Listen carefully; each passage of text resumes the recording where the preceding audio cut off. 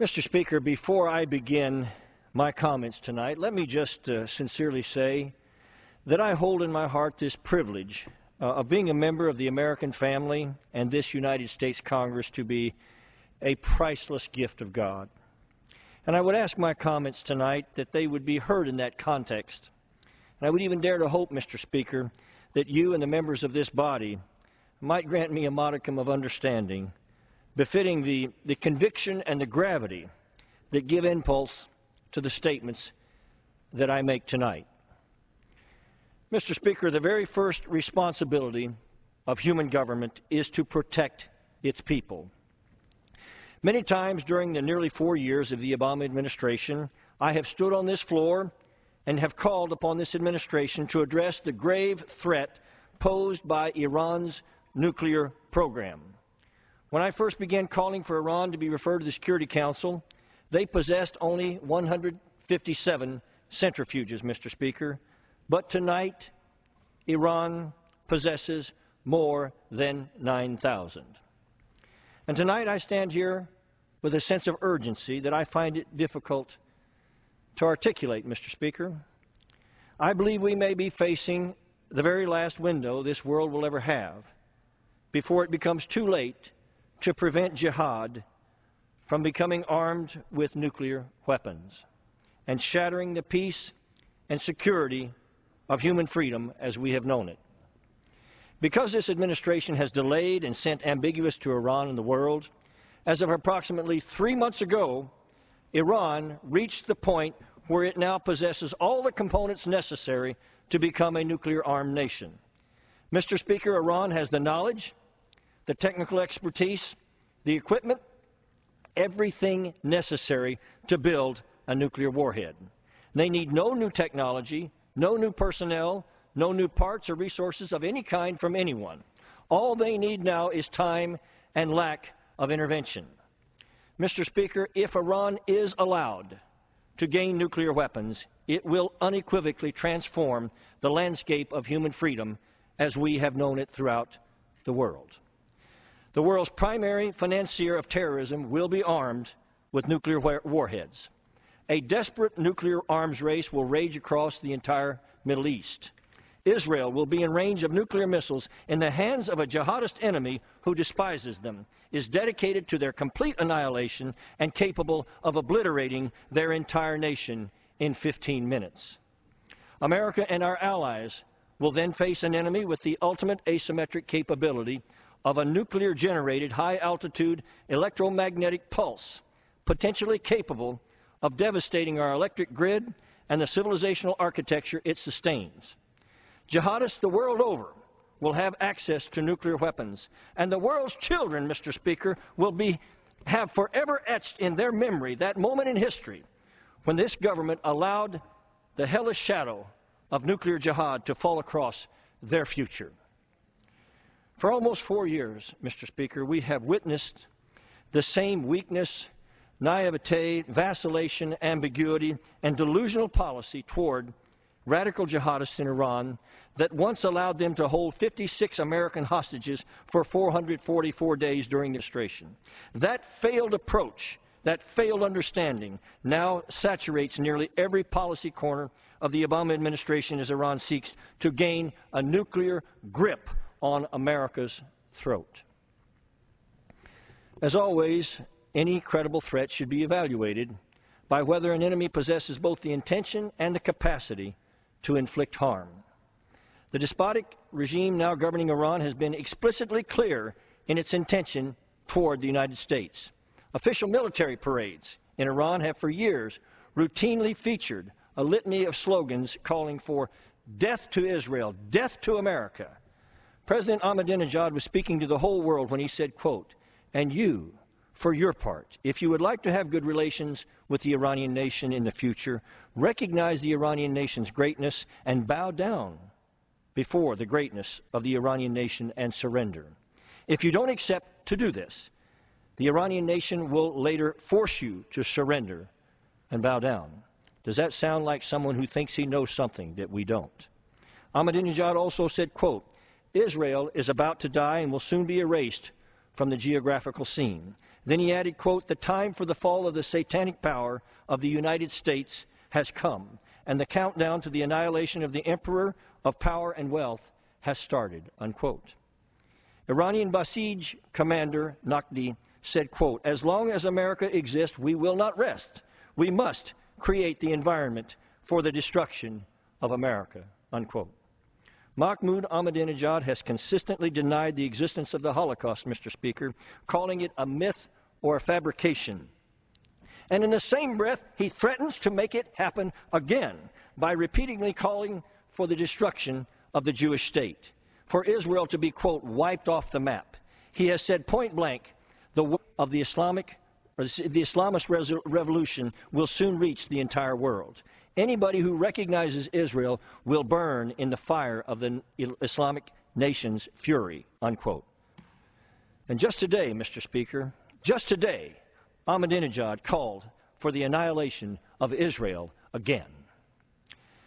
Mr. Speaker, the Pentagon estimates that hundreds of U.S. soldiers have died, as many as 3 in 4 of our casualties, as a result of Iran supplying terrorists in Iraq with weapons such as highly sophisticated explosive form penetrators designed to destroy American armor and vehicles. What possesses us to believe that they would not do the same with nuclear weapons? Former Joint Chiefs of Staff Admiral Mike Mullen said, "My worst nightmare is terrorists with nuclear weapons. Not only do I know that they are trying to get them, but I know they will use them," unquote. Israeli Prime Minister Benjamin Netanyahu called Iran, quote, "the major terrorist sponsoring state of our time."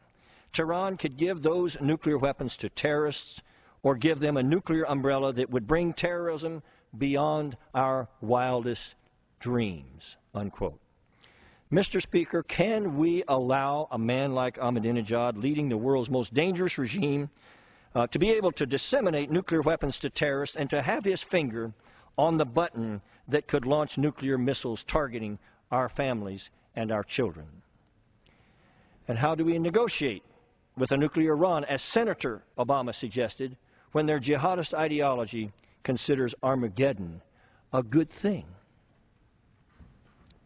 Mr. Speaker, even without nuclear weapons, the Iranian regime has remained relentless and undeterred in its efforts to harm America, Israel, and Western interests. In October of last year, our intelligence interdicted an Iranian plot to assassinate the Saudi Arabian ambassador and to detonate bombs at both the Saudi Arabian and the Israeli embassies right here in Washington, D.C. Tapes in American possession show that the Iranians were unconcerned with, quote, collateral damage. Now, Mr. Speaker, translated, that means dead Americans. It also means that Iran has no fear whatsoever of the Obama administration.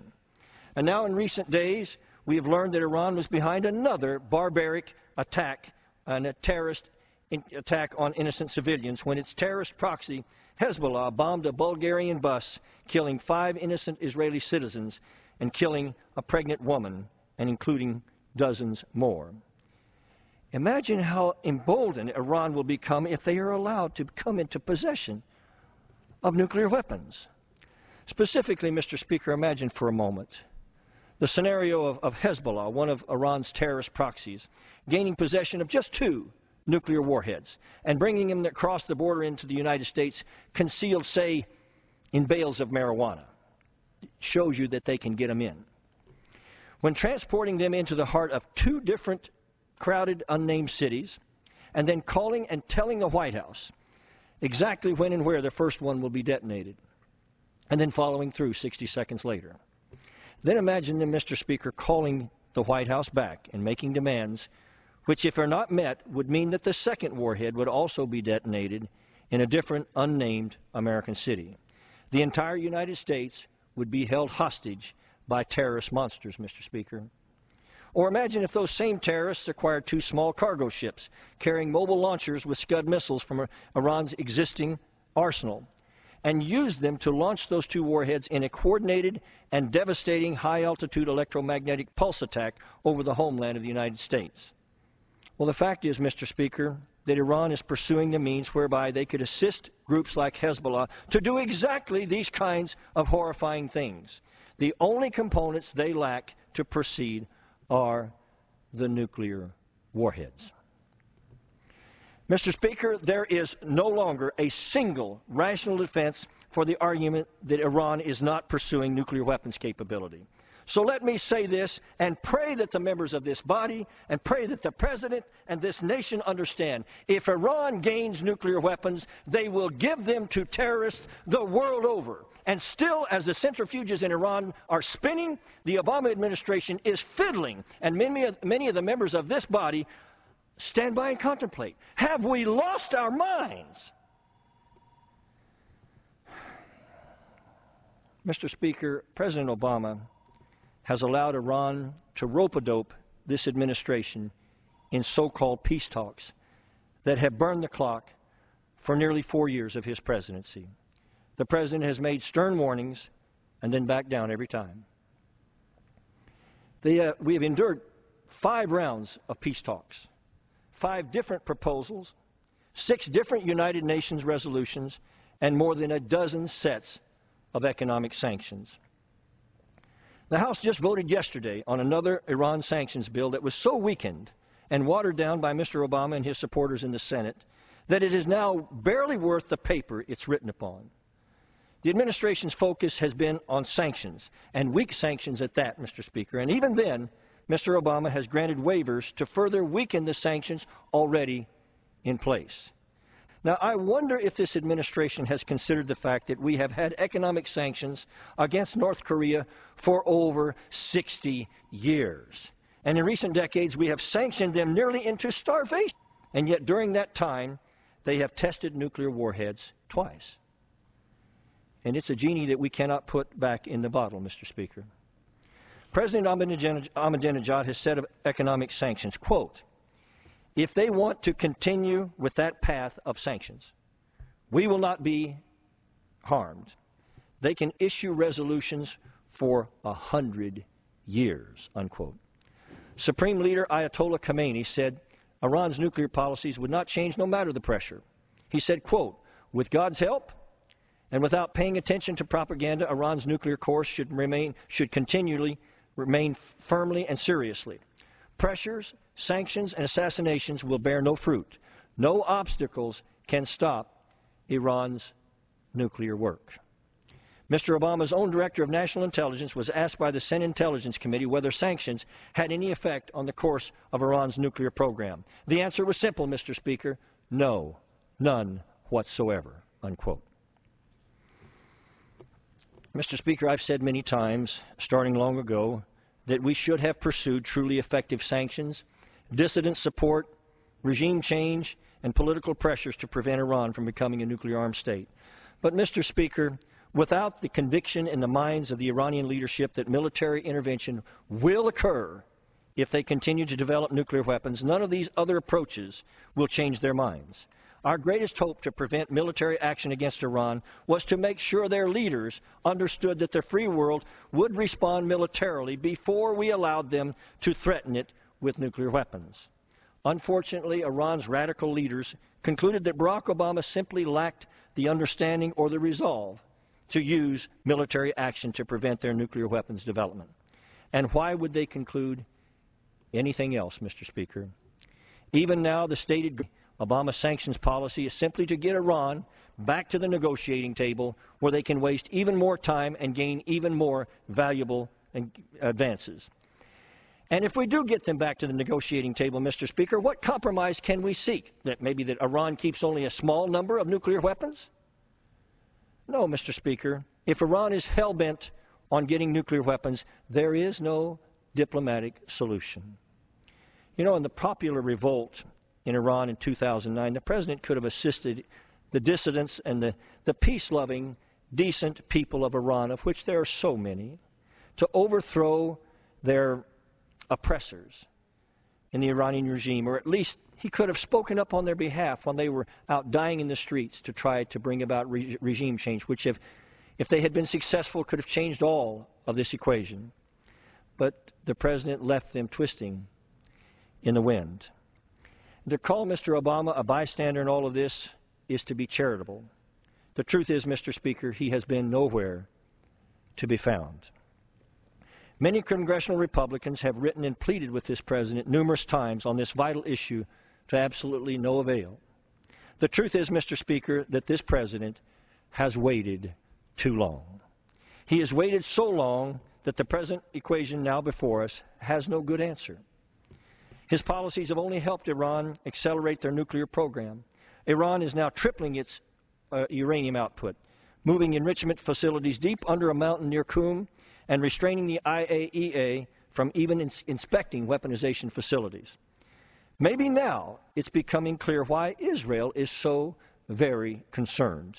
Maybe for them, because for them, Mr. Speaker, a nuclear Iran is not just an academic question. It calls into question their very survival. The Obama administration has now placed Israel into an almost impossible circumstance. Israel has watched this president resist an Israeli strike on nuclear facilities in Iran more than he has resisted a nuclear Iran. Israel has listened to Mr. Obama openly criticize Israel more for building homes in their capital city than he has openly criticized Mahmoud Ahmadinejad for building nuclear weapons with which to threaten the entire free world. In fact, Mr. Speaker, they have watched this administration systematically scrub references that Jerusalem even is the capital of Israel. Consequently, I believe Israel has known for some time that they can no longer trust the Obama administration to act in their best interest, Mr. Speaker. They know that Mr. Obama has waited so long that if Israel acts now to defend their own nation, and all of us, incidentally, that they will suffer a far more damaging response from the radical regimes that surround them than they otherwise would have. Israel knows that if they wait much longer to attack, the Iranian nuclear facilities may be well beyond their conventional military capability. Israel desperately needs America and her greater ability to attack heavily fortified targets. They need us, Mr. Speaker, but they will act without us if they must. Israeli Prime Minister Benjamin Netanyahu said simply and clearly, quote, "One thing I'll never compromise on, and that is Israel's security. When it comes to Israel's survival, we must always remain the masters of our fate," unquote. So, what is this administration's present strategy? Quote, "We're trying to make the decision to attack as hard as possible for Israel," unquote. And the most disgraceful part of it, Mr. Speaker, is that President's threat to withhold resupply from Israel to pressure them into his brand of inaction. So let me just see if I have this straight, Mr. Speaker. The President says, according to his own State Department, that the world's greatest supporter of terrorism, a self-avowed enemy of America, with an advancing nuclear weapons program, has committed to destroy us in Israel, and that the President's goal is to prevent Israel, our best and most committed friend and national ally on this earth, from defending themselves.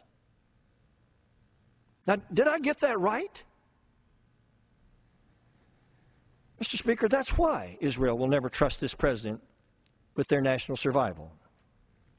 You see, Mr. Speaker, Israel knows the very inconvenient truth that when it comes to a nuclear Iran, if we are to prevent, we must preempt. They know that the choice with Iran is no longer a choice between the way the world is now and the way the world might be after a military strike to prevent them from gaining nuclear weapons. Rather, the choice is now between what the world will be like after a preventative military strike on Iran, or what the world will be like after Iran gains nuclear weapons. So, Mr. Speaker, we should not deceive ourselves. When the head of Israeli intelligence tells the Prime Minister that Iran is entering into that zone of immunity, where Israel will no longer have the conventional capacity to prevent Iran from gaining nuclear weapons, Israel will act. They will act knowing that many in the world will condemn them. They will act knowing that they will be blamed for any radiation releases from Iran's nuclear facilities that might result. They will act knowing that thousands of Iranian, Hamas, and Hezbollah rockets and missiles will fall upon the cities of their tiny nation in retaliation. They will act knowing that it is now extremely difficult for them to succeed. But, Speaker, Israel will act because they are students of history, and they will not be made to walk silently into the gas chambers again.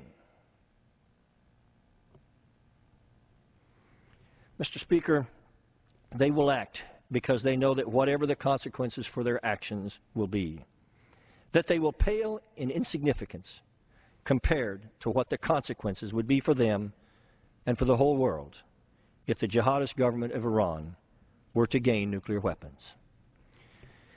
And if and when they do act, Mr. Speaker, the Obama administration will owe an apology to the whole world for ignoring this grave reality for so long.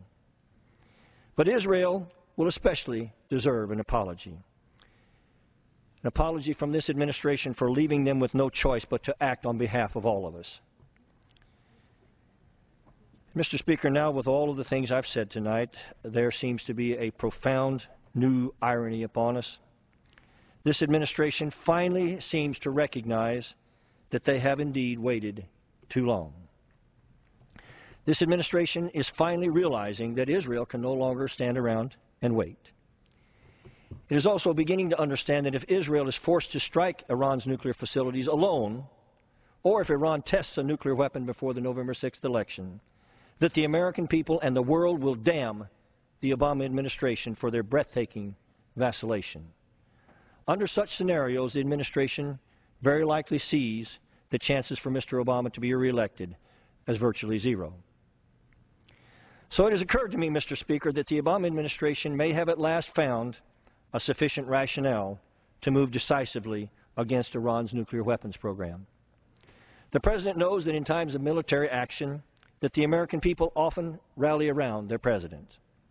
Consequently, in spite of the fact that it has blatantly ignored the national security implications of Iran's nuclear program, it will now not surprise me at all if this administration launches an attack on Iran's nuclear facilities before the November elections to protect itself politically, even if it's done in concert with Israel to make it appear less politically motivated.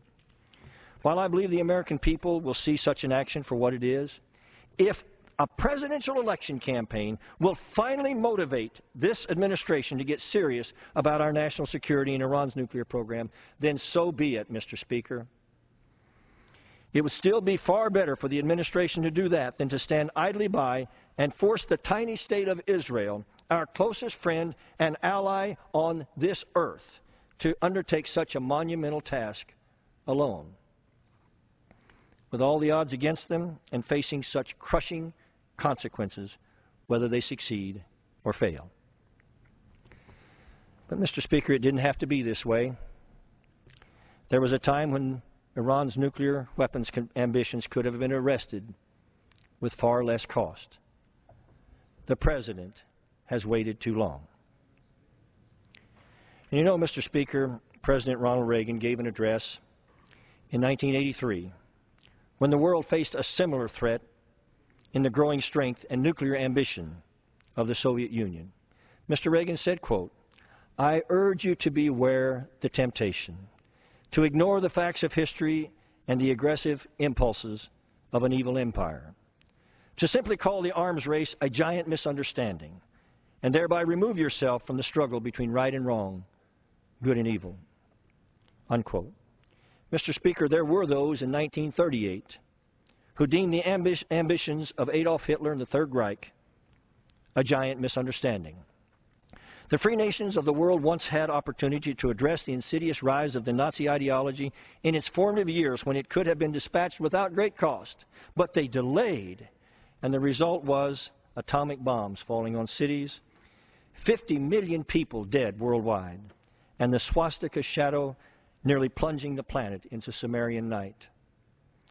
Mr. Speaker, let the world's free people resolve once and for all, for the sake of our children and for future generations, that we of this generation will not stand by and watch a similar dark chapter of history be repeated on our watch.